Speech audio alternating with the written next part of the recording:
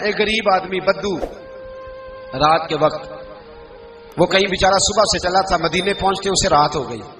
اس نے ڈرتے ہوئے نا خیمہ ہی باہر لگا لیا. جہاں رات ہوئی نا آدھی رات کو کوئی 1-2 بجے سمجھ لے پہنچا مدینے، تو اس نے باہر نے خیمہ لگا لیا. بیوی اس کی امید سے تھی، بچے کی ولادت کا وقت قریب آ گیا، بیمار ہو گئی، اس نے خیمہ لگایا. بیوی اندر ہے. حضرت عمر فاروق گشت پہ تھے رات کو، ساتھ ایک غلام تھا. حضرت عمر فاروق رضی اللہ تعالیٰ عنہ کہنے لگے وہ آگ جل رہی ہے تھوڑی سی، پتہ کرو کون ہے. تو آپ کا غلام پتہ کرنے گیا تو بدو نے ڈانٹ دیا، کہنے لگے جاؤ تمہیں کیوں بتاؤں.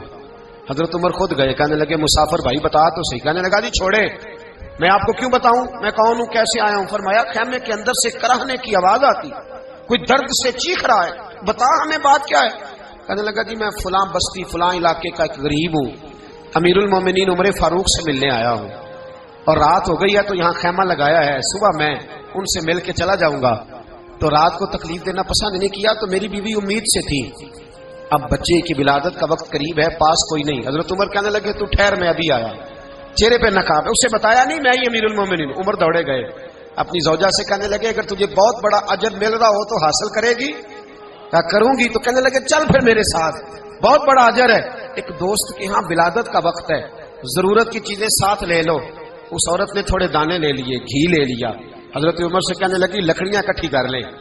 امیر المومنین کاؤنسلر کی بات نہیں بتا رہا آپ کو، میں آپ کو ایم پی اے کی بات نہیں بتا رہا، ایم ایل اے کی بات نہیں بتا رہا، جو 10 گاؤں کو ملا کے چیئرمین بنا اس کی بات نہیں بتا رہا. اس کی بات بتا رہا ہوں جو 22 لاکھ مربع میل کا حکمران ہے.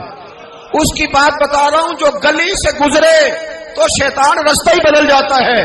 اس کی بات بتا رہا ہوں جس کے بارے میں میرے مصطفیٰ کریم صلی اللہ تعالیٰ علیہ وآلہ وسلم نے فرمایا میرا عمر تو وہ ہے کہ 950 سال حضرت جبریل بھی اس کی شان بیان کریں تو عظمت ختم نہیں ہوتی. اتنا بڑا شخص. حضرت عمر نے لکڑیاں اکٹھی کی، اینٹوں کا روڑے لے کے چولہا بنایا، پہنچ گئے. آپ کی زوجہ کہنے لگی یہ تھوڑے دانے ڈالنے، گھی ڈالنے اور ایک لکڑی لے کے اس کو ہلائیں، تیار کریں. خود زوجہ اندر چلی گئی. حضرت عمر باہر پکانے لگے. وہ بدو کہتا ہے میں اس طرح کا ان کے ساتھ بہیو کرنے لگا جیسے کو کسی چوکی دار کے ساتھ نہیں کرتا. میں نے سمجھا جی عمر نے چوکی دار رکھے آنے جانے والے مہمانوں کا. میں کبھی پانی کا پیالہ مانگتا، کبھی کوئی بات، عمر دوڑے جاتے، کبھی پانی لاتے. او مسلمانوں، او میرے رسول کے غلام عزیزو. حضرت عمر فاروق وہ غلام کہتا ہے میں عمر سے کہتا، میں کہتا غلام پانی لا تو عمر دوڑ کے پانی لاتے. میں کہتا تجھے گھی پکانا بھی آتا ہے، پہلے بھی کبھی پکایا ہے؟ تو عمر فرماتے کوشش تو کر رہا ہوں. میں کہتا پہلے بھی کبھی تیری بیوی نے یہ کام کیا ہے؟ تو حضرت عمر کہنے لگے مجھے یاد نہیں، پوچھ کے بتاؤں گا.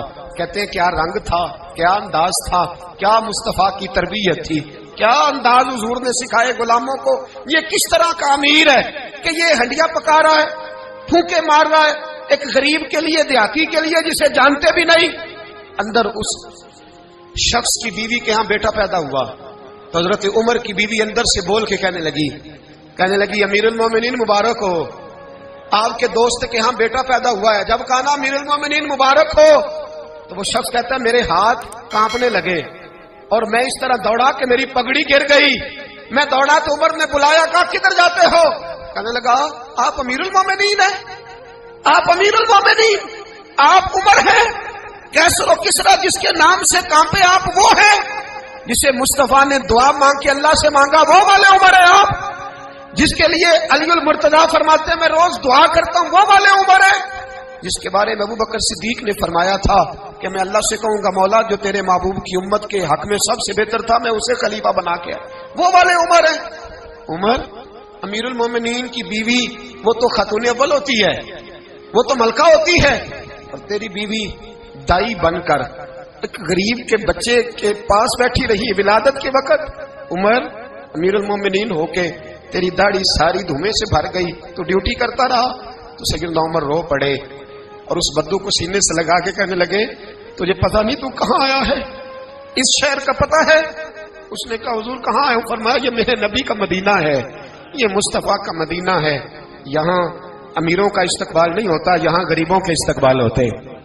یہاں حضور نے اس اسٹیٹ پہ میرے رسول پاک نے وہ والا رنگ دیا ہے کہ اب غریب سر اٹھا کے جینے لگے ہیں، اب مزدوروں کو عزتیں ملنے لگی ہیں، اب یتیموں نے سر اٹھا لیا ہے کہ ہمارا کوئی سننے والا آ گیا ہے.